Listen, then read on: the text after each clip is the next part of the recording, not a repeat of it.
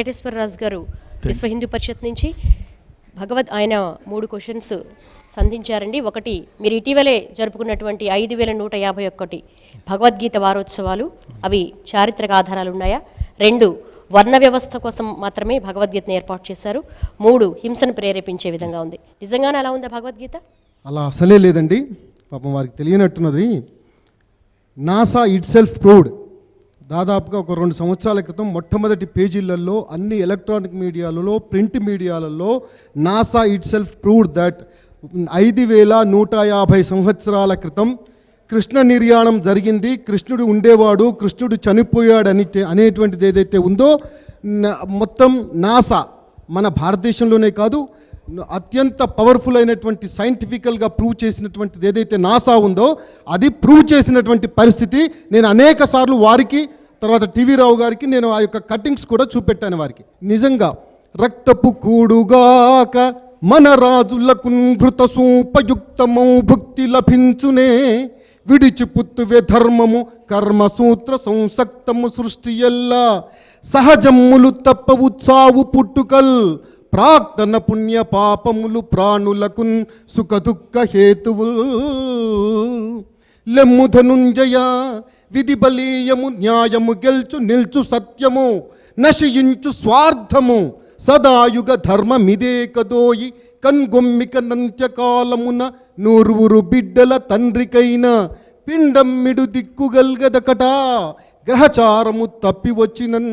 అంటే దీంట్లో ఉండేటువంటి నీతి ఏదైతే ఉందో అది గ్రహిస్తే అందరికీ తెలుస్తుంది. ఏంటంటే మానవుడు ఏదైతే క్షాత్రధర్మంతో, అంటే ఇవాళ ఒక చిన్న ఉదాహరణ చెప్తాను. ఇవాళ బాంబులు వేస్తున్నారు పాకిస్తాన్ వాళ్ళు భారతదేశం మీద, బాంబులు వేస్తే చూస్తూ కూర్చొని వేయనేయండి, వాళ్ళని చంపితే మాకు పాపం తగులుతుంది, అవతలోళ్ళు సైన్యాలంతా చస్తే వాళ్ళ భార్యలందరూ ముండమొస్తారు, కాబట్టి మేము చప్పుడే కూరుకుంటాం భారతదేశం వాళ్ళమని చెప్పి కూర్చుంటారా వీళ్ళు? మీరు మంచి చేసినా చెడు చేసినా అది తప్పకుండా మనకు రిఫ్లెక్ట్ అవుతుంది అనేటువంటిది ఏదైతే ఉందో ఆ ధర్మాన్ని ప్రబోధిస్తున్నటువంటి భగవద్గీత ఇది. అంతేకాదు ఇవాళ వాళ్ళు చూస్తులేరా, గాంధీ మహాత్ముని చేతిలో భగవద్గీత పుస్తకం ఉంది. ఇన్ని రోజులు కనపడలేదా అండి? అదేవిధంగా మ్యాక్స్ ముల్లర్, తర్వాత BBC బ్రిటిష్ బ్రాడ్కాస్టింగ్ కార్పొరేషన్, మొత్తం ఇండియా యొక్క అధిపతి ఎవరైతే ఉన్నారో వారు మారిపోయి భగవద్గీతను చదివి మారిపోయి వామదేవ శాస్త్రిగా ఇవాళ ముందుకొచ్చారు, మన ముందుకు వచ్చారు. ఇది హింసను ప్రేరేపిస్తలేదు, ఇది ఒక మానవాళికి, ఒక స్వచ్ఛమైనటువంటి మానవాళికి ఇది ఏ విధంగా వారి యొక్క జీవన సరళి జరగాలి అనేటువంటి పవిత్రమైనటువంటి భావనను ఇది రేకెత్తిస్తున్నది అనేటువంటిది రష్యన్ గవర్నమెంటు, రష్యన్ కోర్టులు చెప్పినాయి, మనం కాదు చెప్తున్నది. అంటే మన భారతదేశంలో ఉండేటువంటి పవిత్రత, మన భారతదేశంలో ఉండేటువంటి సాంప్రదాయాలు, అదేవిధంగా మన యొక్క భ్రాతృత్వం, సౌభాతృత్వం ఏదైతే ఉందో ప్రపంచ దేశాలన్నిటినీ మనం సౌభాతృత్వంగా చూస్తున్నాం అనేటువంటిది ఈ యొక్క భగవద్గీతలో రాసి ఉన్నది. అటువంటి భగవద్గీతను ఇవాళ ఒక జాతీయ గ్రంథంగా కాదు అంతర్జాతీయ గ్రంథంగా మనం గుర్తించాల్సినటువంటి అవసరం ఉంది. ధన్యవాదాలు వెంకటరాజు గారు. సత్యవాణి గారు, భారతీయ కన్వీనర్.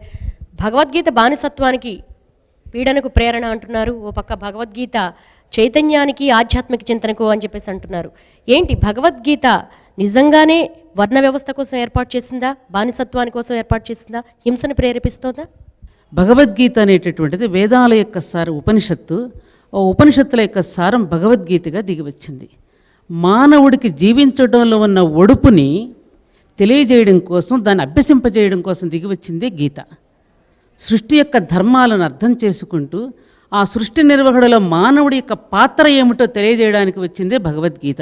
యద్యదాచరిత శ్రేష్ఠ అన్న, అలాగే స్వధర్మ నిర్వహణ కోసం చెప్పిన అద్వేష్ట సర్వభూతాన మైత్రకరణ ఏవచ్చ అనేటటువంటిది దీన్ని కనుక లోతు కనుక పరిశీలించినట్లయితే ఎంత ఔన్నత్యం కలిగినటువంటి గ్రంథమో. ఇది కేవలం ఒక సుష్మా స్వరాజో, ఒక రామ్దేవ్ బాబా గారో, ఎవరో ఒక వ్యక్తుల యొక్క అభిప్రాయం చేత కాదండి. ఇది భగవద్గీత అనేటువంటి శాశ్వతమైనటువంటి ధర్మాన్ని, అది సనాతన ధర్మాన్ని సూచిస్తుంది. కాబట్టి ఇందులో ఇంకొక విషయం అన్నారు ఇక్కడ, హింసను ప్రేరేపిస్తుందా అని. ఇప్పుడు దేశ సరిహద్దులలో ఉన్నటువంటి సైనికులకి కావలసిన సదుపాయాలని ప్రభుత్వం అందిస్తోందా లేదా, కావలసిన మారణాయుధాలను అందిస్తోందా లేదా, దానితో అప్పుడు దాన్ని ఎలా అర్థం చేసుకుంటాం అంటే ప్రభుత్వం హింసను ప్రేరేపిస్తోందా? కాదు కదా. హింసను ప్రేరేపించడానికి వాళ్ళకి ఆ సదుపాయాలను అందిస్తోందా, దేనిని ఎదుర్కోవడం కోసం అందిస్తోంది? కాబట్టి అక్కడ శ్రీకృష్ణుడు అర్జునుడితో చెప్పినటువంటి సంభాషణను తన క్షాత్రధర్మాన్ని నిరూపించుకోవడం కోసం మోహాన్ని వేడమని చెప్పినటువంటి దాన్ని మన రకమైనటువంటి దీనితో మనం చూడటం వల్ల దీనికి అపార్థాలు వస్తున్నాయి. ముఖ్యంగా భగవద్గీత అనేటటువంటిది వ్యక్తిత్వ వికాసానికి. జానపదాలలో కూడా వెళ్ళి వాళ్ళు కూడా సంభాషించుకునే మాటలన్నీ భగవద్గీత యొక్క సారమే. వేమన శతక పద్యాలు రానివ్వండి, దాశరథి శతక పద్యాలు, అలాగే కృష్ణ శతకము, తర్వాత అలాగే మన సుమతి శతకం, ఈ పద్యాల యొక్క సారమంతా ఏమిటి? భగవద్గీత సారమే. ఈ రోజున భగవద్గీతని ప్రపంచ దేశాలన్నీ కూడా ఆదరిస్తున్నాయి, ప్రపంచ దేశాలని అనుసరించాలని ప్రయత్నం చేస్తున్నాయి. ధర్మానికి విరుద్ధం కాని కామము నాకు ఇష్టమన్నాడు శ్రీకృష్ణుడు. ఈ మాటలు సరిగ్గా అర్థం చేసుకోవాలి. కాబట్టి అక్కడ హింసను ప్రేరేపించడం లేదది మానవుడి యొక్క ధర్మాన్ని గుర్తు చేస్తోందనే విషయాన్ని మనం ఇక్కడ అర్థం చేసుకోవాలి. మనిషి మనిషిగా ఎలా జీవించాలో, మనిషి మనీషిగా ఎలా ఎదగాలో మనకి భగవద్గీత చెప్పింది. అమెరికన్ రచయిత ఎమర్సన్ అనేటువంటి ఒక మాట అన్నాడు, ఇది తప్పకుండా మనం గుర్తు చేసుకోవాలి. ఇక్కడ వైరుధ్యాల సిద్ధాంత ప్రకారం నేను బ్రిటన్కు చెందినటువంటి ఓరియంటలిజం పట్ల అభిరుచి కలిగినటువంటి వాడిని, కానీ అల్పభూయిష్టమైన గర్వంతో కూడిన పదార్థానికి మాత్రం అంటిపెట్టుకుని ఉన్న భావాలను ద్వేషిస్తూ ఉన్నటువంటి ఆధునికతకు, ఇప్పుడున్నటువంటి ఆధునికతకు ప్రాచ్య గురుత్వమే సరైనటువంటి గురుత్వం అని మార్గమని నాకు అనిపిస్తోంది. ఎంతోమంది మహానుభావులు భగవద్గీత గురించి అద్భుతమైనటువంటి గ్రంథాలు రాశారు. పాశ్చాత్య దేశాల వాళ్ళు కూడా తీర్థం కాదన్నట్టుగా. మీరేమంటారు అసలు? అంటే ఇన్ని ఆధారాలు చూపిస్తున్నారు, ఇన్ని ఆధారాలు చూపిస్తున్నప్పటికీ కూడా ఆధారాలు లేవు అంటాం అసలు ఎంతవరకు సబబు? మతరహితమైన ప్రజాస్వామ్య దేశంలో ఒక మత గ్రంథాన్ని మనం ఏ రకంగా మనం గ్రంథంగా పెడతాము? అట్లాగే అర్జునుడు యుద్ధం చేసి చేసి అలసిపోయి తన తమ్ముళ్ళని, అన్నలను, తాతలను చంపటం ఇష్టం లేక అతనిలో అప్పుడు మానవత్వం కలిగింది అర్జునుడిలో కొంచెం. అలాంటి మానవత్వం కలిగిన అర్జునుడిని కృష్ణుడు నువ్వు చెయ్యి, నేనున్నాను, నీ వెనక నేనున్నాను, నువ్వు చంపు అంటే అర్థం ఏంటి? ఇప్పుడు ఈ రాజకీయ నాయకులు ప్రస్తుతం వచ్చి నీ వెనక నేను ఉన్నాను, నీ ఇష్టం వచ్చే రాజకీయ నాయకులు అన్నట్టు దానికి తేడా ఏమీ కనిపించట్లేదు. కాబట్టి ఆ గీతని భారతీయ గ్రంథంగా పెట్టడం అనేది చాలా అసమంజసం. మతము అంటే ఏంటో తెలుసా? తర్వాత సెక్యులరిజం అంటే ఏంటో తెలుసా? మత గ్రంథం అంటే ఏంటో తెలుసా వీరికి? మత గ్రంథము అనేటువంటిది అసలు మతమే కాదు, మనము జీవన విధానము, జీవన ధార. హిందూ అనేటువంటిది ఏదైతే పదం ఉందో అదొక జీవన ధార అనేటువంటిది Supreme Court has itself given the judgment. Venkata Subbaiah garu, మీరు భగవద్గీత గురించి అసలేం తెలియకుండా వచ్చారని తెలిసింది. నెంబర్ 1, ఎందుకంటే అర్జునుడు యుద్ధం చేసి చేసి అలిసిపోయి ఏమీ కూర్చోలేదు, అసలు ప్రారంభం కాకముందే కూర్చున్నాడు. ఇది మొదటి మీ ఫెయిల్యూర్, దీన్ని ఒప్పుకోండి. మనం భగవద్గీత గురించే తెలియదు. ఇప్పుడు వినండి ఒక మాట వినండి. హేతువాదులు కానీ జన విజ్ఞాన వేదిక వారు కానీ అనేకమైన ప్రశ్నలు లేవనెత్తడం వల్ల మేము కూడా చాలా పరిశోధన చేయగలుగుతున్నాం, లేకపోతే నిద్రపోయేవాళ్ళం. అందుకు మీకు కృతజ్ఞతలు. కానీ మీరు సంస్కృతం తెలియకుండా అలాంటప్పుడు మీరు భగవద్గీత గురించి మాట్లాడవలసిన అవసరం కూడా లేదు ఈ దేశంలో. మీకు సంస్కృతం రానప్పుడు మీరు భగవద్గీత గురించి మాట్లాడడానికి అవసరం లేదు. Very sorry. ఏ గ్రంథం గురించి మీరు విపులీకరించడానికి ఇక్కడికి వచ్చారో ఆ గ్రంథం గురించి కానీ ఆ గ్రంథం పట్టించేటువంటి పరిస్థితి లేనప్పుడు మీరు ఇక్కడ కూర్చోవడానికి అర్హత లేదు మీకు. ఒకటి, అర్జునుడు యుద్ధం చేసి చేసి చేసి అలసిపోయి అక్కడ ఉంటేనట అప్పుడు కృష్ణ పరమాత్ముడు వారికి యుద్ధం చేయమని చెప్పిండట. అది తెలియదు పాపం వారికి. నెంబర్ 1. నెంబర్ 2 ఏంటంటే దాంట్లో ఉన్న అధ్యాయాలు ఎన్నో తెలుసా వారికి? దాంట్లో పరిస్థితి ఏంటి? ఒక విషయం, ఎందుకంటే ఏదైనా సరే ఎస్ అబ్సల్యూట్లీ మీరు ఎట్లా అంటున్నారో మేము కూడా we are having the right to talk. Yes, ఎందుకంటే ఒక విషయం,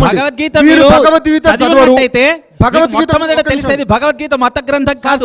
శ్రేయాన్ స్వధర్మో విగుణః పరధర్మాత్ స్వనుష్ఠితాత్ స్వధర్మే నిధనం శ్రేయః పరధర్మో భయావహః. ఇది కృష్ణుడు అన్నది. నీ ధర్మము అంటే ఎవరి ధర్మాన్ని ఆచరించాలో వాళ్ళు ఆచరించమన్నాడు.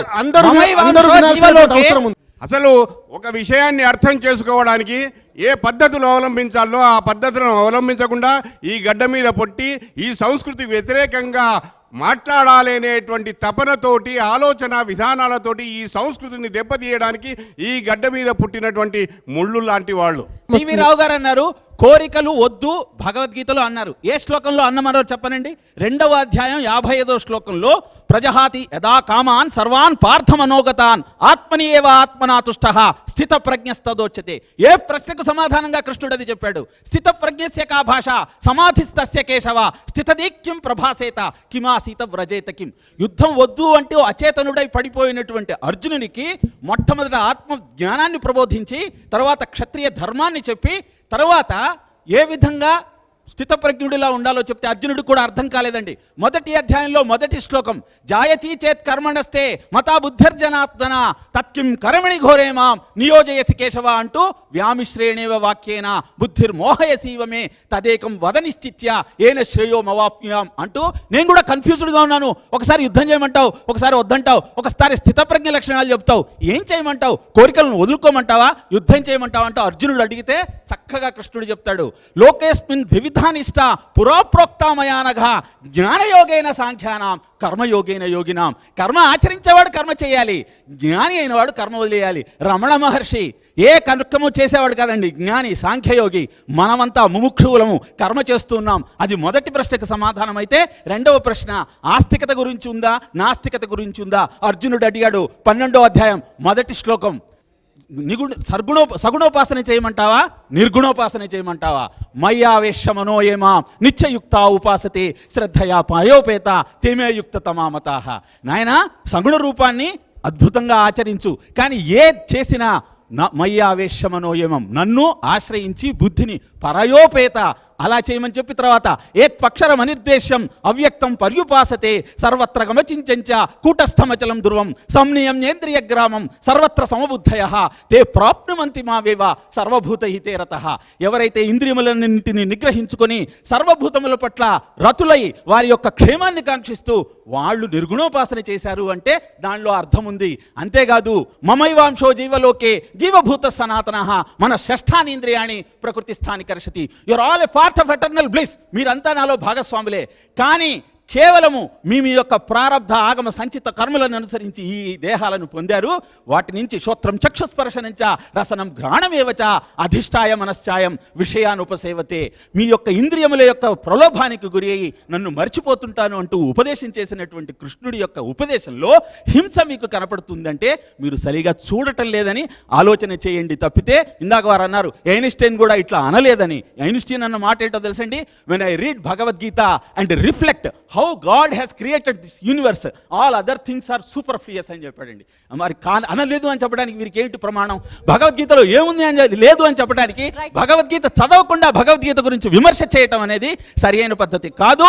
హ్యూమన్ బీయింగ్స్ హ్యూమన్ డీయింగ్స్ గా మారాలి. వీరన్న గారు నా మీరేమంటారు? విద్యతే రామకృష్ణ భావో గారు నా భావో విద్యతే సతః అని చెప్తూ రామకృష్ణ గారు ఒక్క నిమిషం, వీరన్న గారు మీరు అడిగిన వాటన్నిటికీ సమాధానాలు చెప్తారు. శ్లోకాలతో సహా మొత్తం అన్ని వివరించారు. ఏం ఏదైనా మీరు అంటే దాన్ని ప్రామాణికంగా చెప్పండి. ఏ గ్రంథం నుంచి చెప్పారు? మీ యొక్క ప్రామాణికత పూర్తిగా మీరు అవగాహన లేకుండా భారతీయ తాత్విక చింతనలో మనం చూసినట్లయితే వేదాల దగ్గర నుంచి మొదలుపెట్టి ఉపనిషత్తులు, దాని తర్వాత వచ్చినటువంటి దర్శనాలు, చార్వాకం, బౌద్ధం ఇటువంటివన్నీ వచ్చినాయి.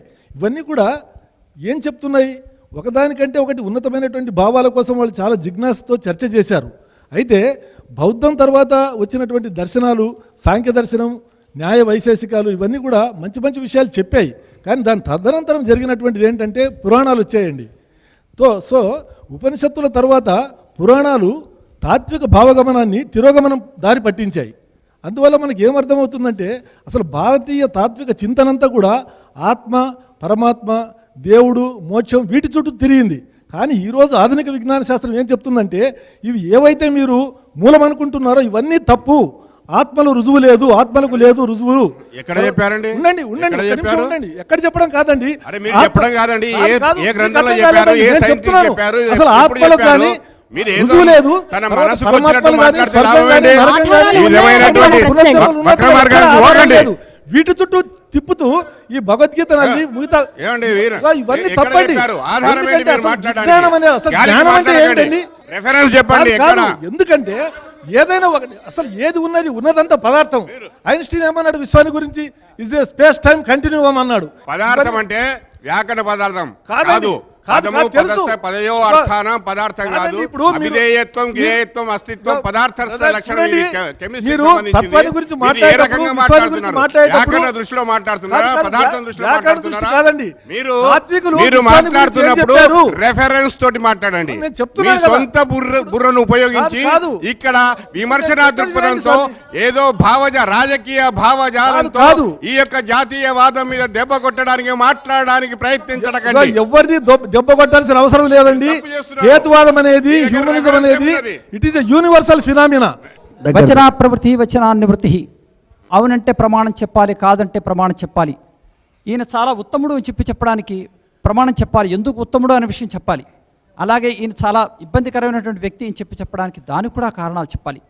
అలాగే మనం మాట్లాడేటప్పుడు ఈ క్రీస్తుకి క్రీస్తు తర్వాత వచ్చే 3000 శతాబ్దంలోనూ 300 శతాబ్దంలోనూ ఆ తర్వాత 400 శతాబ్దంలోనూ దీన్ని అందరూ తయారు చేశారు అని చెప్పడం అనేటిది ఎంత ఔచిత్యం ఉంది దాంట్లో అనే విషయాన్ని మనం ఆత్మవిమర్శ చేసుకోవాల్సిన అవసరం ఉంది. అంటే దీన్ని మనం పోట్లాడుకోకర్లేదు, ఎందుకంటే దీంట్లో ఉండేటువంటి సత్యాసత్యాలు మనం తెలుసుకోవాలని ఒక జిజ్ఞాస ఉంది కాబట్టి దానికి కావాల్సినటువంటి ప్రయత్నం చేయాలి. అందుకోసం చేయాలన్నప్పుడు దానికి ఆధారం ఉండాలి. నేను ఒక విషయం సూటిగా ప్రశ్న వేస్తాను. గాంధీ మహాత్ముడు పుట్టాడు అని మీరు అందరూ అంటున్నారు, నేను పుట్టలేదు రుజువు చేయమంటాను. ఏ ప్రమాణంతో మీరు రుజువు చేస్తారు? చేయలేరు. ఏది ప్రమాణాలు? ఎందుకంటే దానికోసమే సర్వేపల్లి రాధాకృష్ణన్ ఒక విషయంలో చెప్పారు, change is the law of life, man has to adapt himself to the conditions about him. If he surrounded by water becomes a fisherman living on water the సీసా అని చెప్తూ ఆయన ఏం చెప్పారు, మధ్యలో ఏం చెప్పారంటే belief and behaviour go together. తప్పనిసరిగా దాన్ని మనం నమ్మి తీరాలి. మీ రోజు నిత్యం ఎవరైతే సంధ్యావందనాది క్రియలు, యజ్ఞయాగాది క్రతువులు చేసే అలవాటు ఉండే వాళ్ళు ఎవరైతే ఉంటారో వాళ్ళందరూ కూడా మొట్టమొదటి చెప్తారు, భారతవర్షే భరతకంటే అస్మిన్ వర్తమాన చాంద్రమాణేనా అని చెప్పి ఆ రోజు ఎక్కడి నుంచి బ్రహ్మాయు కల్పన దగ్గర నుంచి ఇప్పటి వరకు ఉండేటటువంటి ప్రతిరోజు ప్రతి లిప్తా కూడా లెక్కపెట్టి చెప్తారు. అది అసత్యం అని చెప్పడానికి మీ దగ్గర రుజువులే ఉంటాయి. రుజువులు ఉన్నాయంటే చూపించండి. కాబట్టి దీన్ని ఇట్స్ అన్ ఇండిస్ప్యూటెడ్ ఫ్యాక్ట్. కాబట్టి అందువల్ల దాన్ని మనం ఇష్టం వచ్చినట్టు మనం వ్యతిరేకించడానికి కావాల్సినటువంటి అవకాశం మాత్రం లేదు. అలాగే భగవద్గీత గురించి చదివినప్పుడు కూడా దాంట్లో ఉండే సారభూతమైన విషయాలు మొత్తం అంతా తెలుసుకోవాలి. భగవద్గీత అంటే కేవలంగా ఏదో ఒక ఆయన కృష్ణుడైనట్టు ఒక పరమాత్ముడు అని మనం అభినవేశించి చెప్పినటువంటి విషయం కాదు.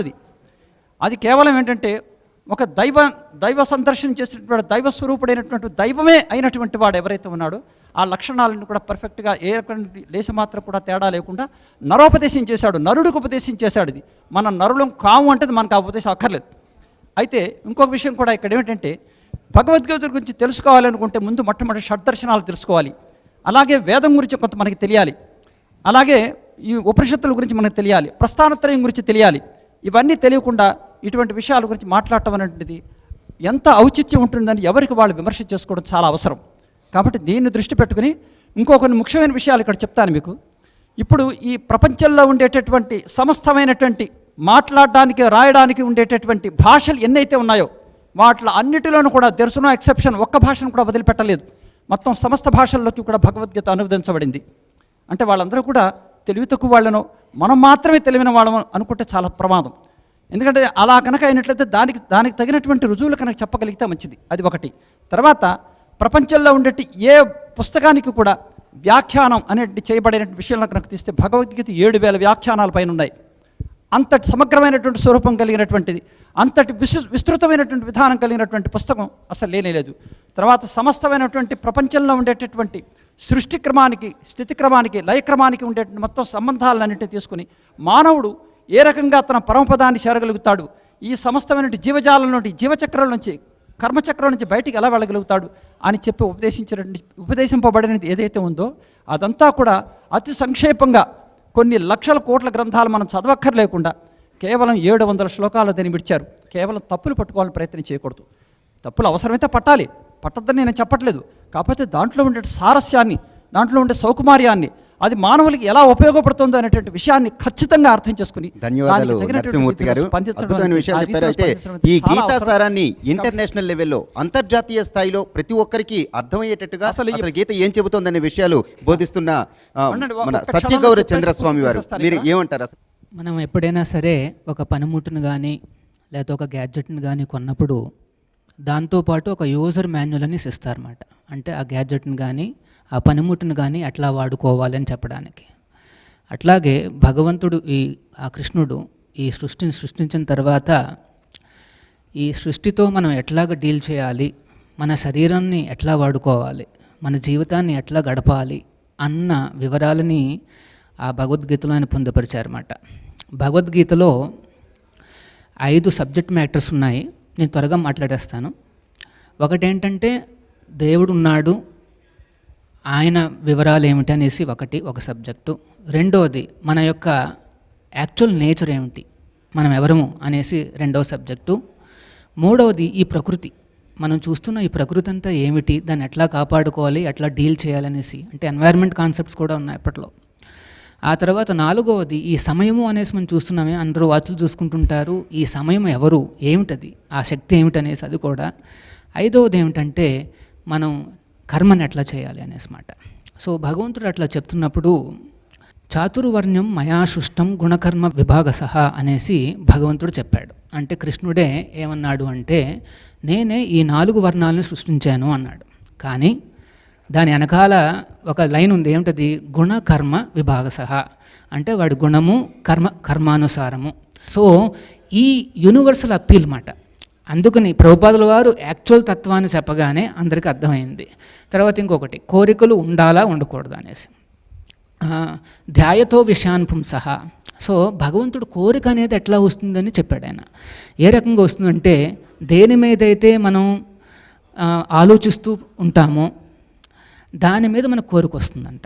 బట్ కోరికల్ని మంచి దారిలో పెట్టాలనేసి భగవంతుడు చెప్తున్నాడు. మన మనాభవ మద్భక్తో, నాయనా నువ్వు ఆ దేవుడు, దేవాది దేవుడు నా కృష్ణుడి మీద నువ్వు నీ మనస్సును ఫోకస్ చేస్తే నీలో దైవ లక్షణాలు వస్తాయి. సో భగవద్గీత అనేది ఏంటంటే ప్రతి దాంట్లోనూ డైరెక్షన్ లేదు. ఎవరైతే యూజ్ చేసుకుంటారో వాళ్ళు అదృష్టవంతులు, ముందుకు వెళ్తారు. లేకపోతే వాళ్ళు కుమిలిపోతూ లోన నలుగుతూ ఏ రకంగా ఎదుర్కోవాలో తెలియక సతమతమవుతారు. హరే కృష్ణ. సిఎల్ఎన్ గాంధీ గారు హేతువాది, మాట్లాడడానికి ఒక ప్రామాణికత ఉండాలంటున్నారు. భగవద్గీత సారాంశాన్ని అవగతం చేసుకోవాలి, జీవన సర్వస్వాన్ని బోధించిన ఉద్గ్రంథం భగవద్గీత అంటున్నారు. దానికి మీ దగ్గర కాదు అనడానికి ఏమైనా ఆధారాలు ఉన్నాయా? మేము హేతువాదులం ఇక్కడ మైనారిటీలో ఉన్నాం. మేము కేవలం 6 మాత్రమే ఉన్నాం. అంటే మిగిలిన 18 మంది అక్కడున్న పెద్దలు కూడాను అందరూ మా మీద దాడి చేయటానికి ఉన్నట్టుగా నాకు అర్థం అవుతుంది. వీరందరూ నేను మాట్లాడే భావాన్ని, నా భావాన్ని నన్ను చెప్పనివ్వండి. నా భావాన్ని వారు అంగీకరించకపోవచ్చు, కానీ నేను భావాన్ని చెప్పే హక్కు నాకుంది. అంటే ఇక్కడ మెజారిటీ మైనారిటీ అనేది పక్కన పెడితే విషయం ఉంటే ఇందాక నుంచి చూస్తున్నారు, మీరు గమనిస్తున్నారు, ఉండండి, ఇందాక నుంచి చూస్తున్నారు, వారు మాట్లాడేలో వీరు మాట్లాడుతున్నారు. అది మంచి పద్ధతి కాదు. వ్యక్తిగత భావం కాదు.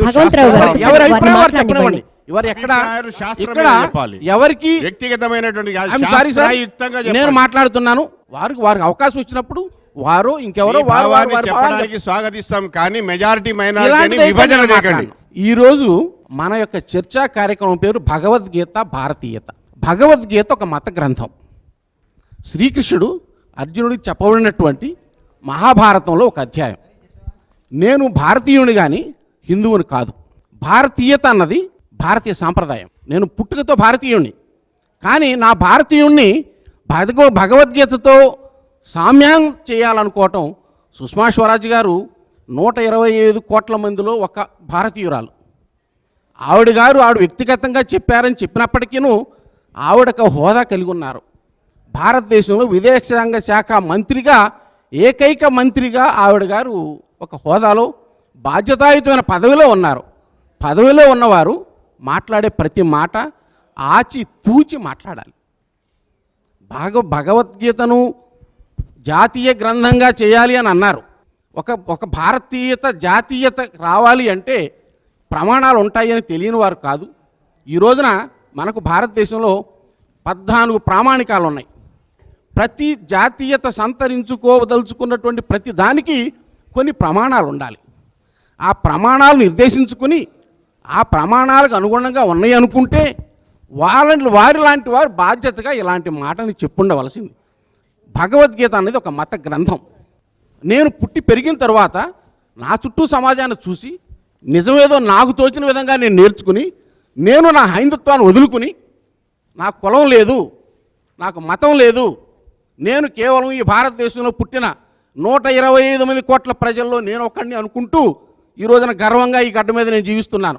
దేశ కాలాను పరిస్థితులుగా, వ్యాకరణాల్లో వచ్చిన మార్పులు, భాషా ప్రయోగాల్లో వచ్చిన మార్పులు, పద సందోహాల్లో వచ్చిన మార్పులతో ఈ రోజున ఈ ప్రక్షిప్తాలతో కూడినటువంటి సంపుటం అని నేను నమ్మాను. నేను అడుగుతున్న ప్రశ్న ఒకటే, నేను భారతీయుణ్ణి, హిందువుని కాను.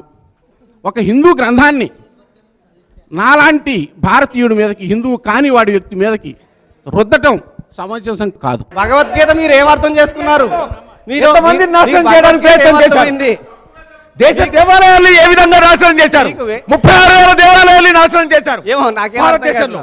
సౌమ్యంగా మాట్లాడుకుందాం. ఎందుకు ఆవేశపడతారు? ఆవేశపడతారు? దయచేసి భగవద్గీతను చదివిన వాళ్ళే కదా మీరంతా. ఎందుకు తెచ్చావు?